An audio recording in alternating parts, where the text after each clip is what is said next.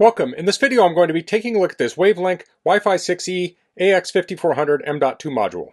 So this was provided to me by the distributor, but they're not compensating me for this video and they're not reviewing it before I post it. If you find this video helpful and you want to purchase one of these, I'll put a link to it in the description, and if you use that link it helps me out a little bit and doesn't cost you anything extra. So let's get this open. I've already cut it, so I'll pull this out. So there we have the module, the manual. Comes with a Phillips screwdriver and a small mounting screw in here. Now this supports 2.4, 5, and 6 gigahertz Wi-Fi. Also has Bluetooth 5.3, and it's compatible with Windows 10 or 11 64-bit, and a laptop with M.2 key A or key E slot. Let's take a quick look at the manual. So this talks about the different key types. This talks about installing it. So you want to turn your computer off, remove the old adapter, and install the new one. This talks about the driver setup. So you can get the driver at wavlink.com, support, driver, wireless, PCIe adapter, and then AX5400. Then you would install the driver, and then it should work. So let me get my computer out that I'm going to upgrade with this. Okay, so this is the computer I'm going to be upgrading.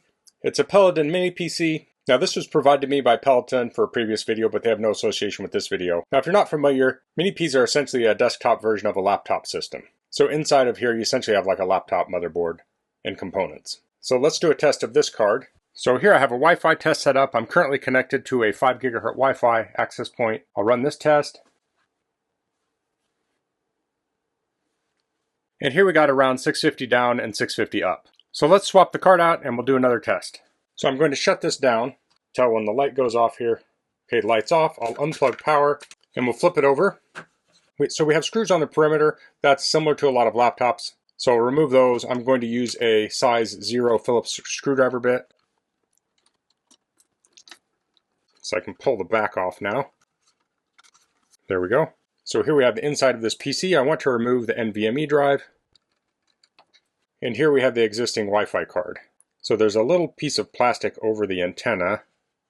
See if I can pull that off. Okay, we got that pulled off. I'll just set that aside. And I'll unscrew this. And I'll take the new card. And I'll take the antenna cables off and put them on the new card. I don't know if the colors are important, but looks like black is on 2 and gray is on 1. So to get these off, I'll just kind of pry and it should pop off. You want to be careful, these are pretty fragile. And then I'll line it up on the new card and press it in place. So you want to make sure it's lined up before you press.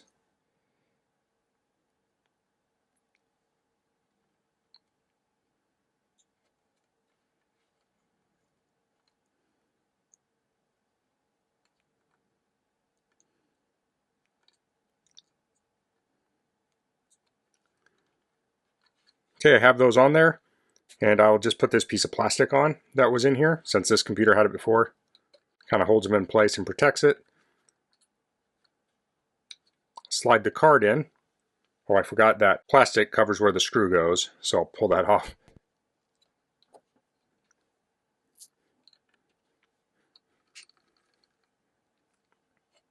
Now I'll reinstall the NVMe drive. Put the cover back on. Now oftentimes you may want to just flip it over, like if this was even a laptop, you can put the cover on and carefully flip it over without putting the screws in and test it out and make sure everything's going to work before you button everything down.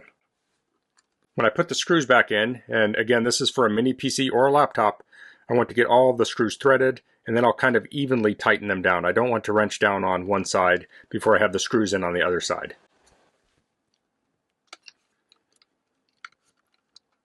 Okay, have all the screws in. I can boot this up now.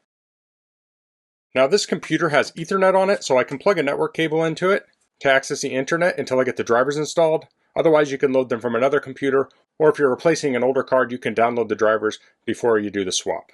Okay, so I'll download these drivers. Now it looks like we are connected to the internet automatically, so it found the drivers, but I'm going to just make sure we have the correct drivers, so I'm going to download them and install them. So I'm going to go to support driver. And then we'll actually just type in the model name, and that is on the front of the packaging down here. So my search has a link down here, I'll click it. Here we have the driver download. I'm going to choose for Windows. And we're downloading the driver. Okay, the driver's downloaded. I'll go to the downloads folder. I'll right click on this.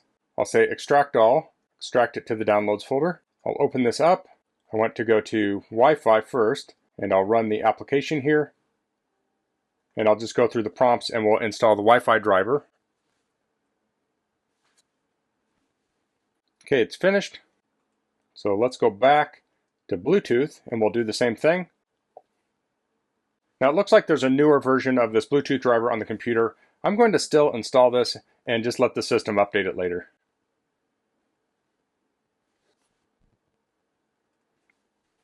Okay, that's finished.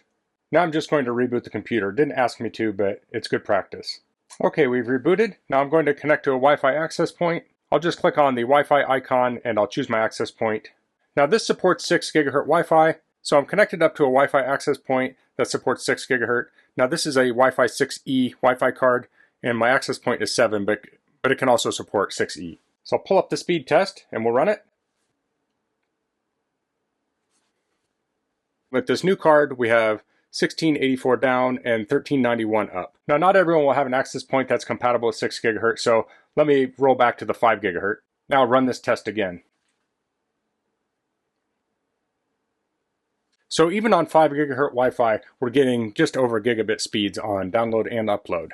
So that's the WAVLINK Wi-Fi 6E AX5400 M.2 module. If your computer or your laptop or mini PC are using an older generation of Wi-Fi and you have a router that supports some of the newer protocols, an upgrade like this can be a great option. On the 5 and 6 GHz bands, we're getting gigabit speed, so you're getting Ethernet-like speed. So on this computer, the Wi-Fi is actually faster than the Ethernet. Having a faster Wi-Fi card can potentially get you faster downloads, or faster backups over the network, or faster access to a file server. And if you have a little bit of technical knowledge, they tend to not be too hard to install. So that's all I'm going to cover in this video. If you have any questions, please leave them in the comments. If you liked this video, please click like.